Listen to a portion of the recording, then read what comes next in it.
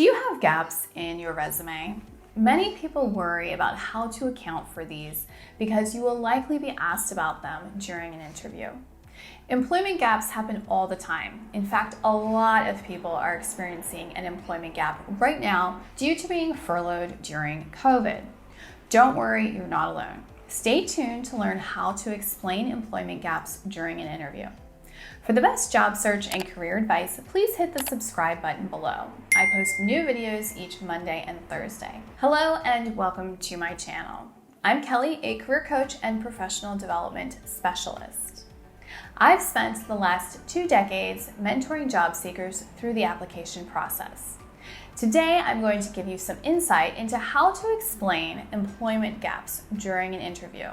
I've worked with thousands of job seekers, and the advice I'm going to give you today has helped many of them demonstrate to interviewers how employment gaps are often beneficial experiences that can actually augment their skills and serve employers well. Okay, let's get started. First of all, there are plenty of reasons why someone might have a gap on their resume. Maybe they've taken time off to travel. Perhaps they needed to stay home and care for family members, whether that be raising a family or attending to a sick relative or even themselves.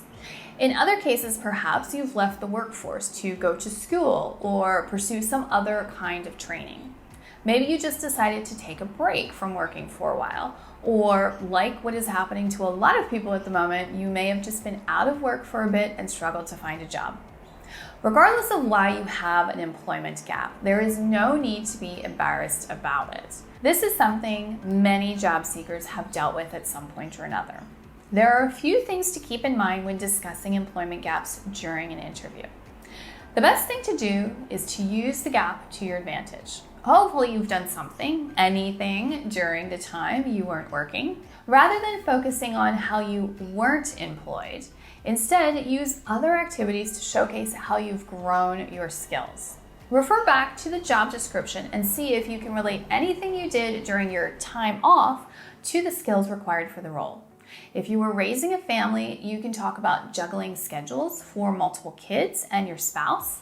That shows you can multitask. If you were traveling, highlight your organizational and planning skills.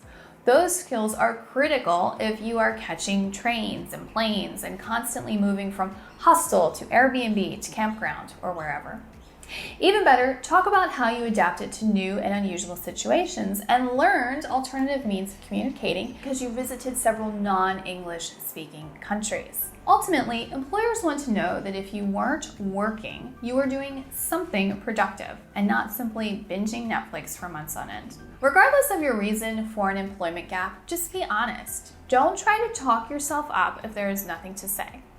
Speaking of being honest, what if you have an employment gap because you were searching for a job and just couldn't find one?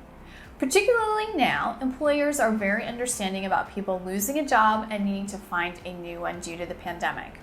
And since unemployment is high right now, it is taking job candidates longer to secure offers. Don't be afraid to say this, but in your explanation, be positive. Don't say, I've been looking for jobs for months and I've gone on 20 interviews but haven't gotten any offers. Instead, say you've been actively applying for positions but haven't been successful yet. Nonetheless, you are continually making efforts to improve your skill set and develop yourself professionally.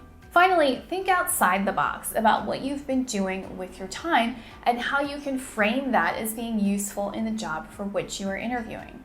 You can talk about volunteer work you've done, online courses and certifications you've taken, events you've attended, whether virtual or in person.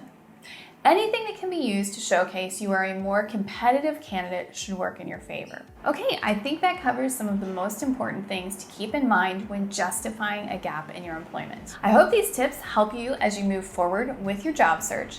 And in case you were wondering, no, you really don't have to address any employment gap in your resume or cover letter.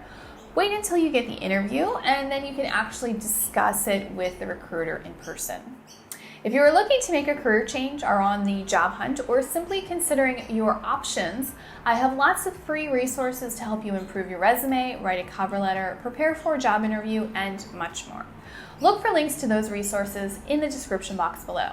Also, if you are interested in joining a community of job seekers like yourself, I have a Facebook group where I share advice related to all aspects of the job search process and career development. Join the Facebook group using the link below. If you liked this video, please hit that like button and be sure to subscribe and share it with your friends. Thanks so much, and I'll see you in the next video.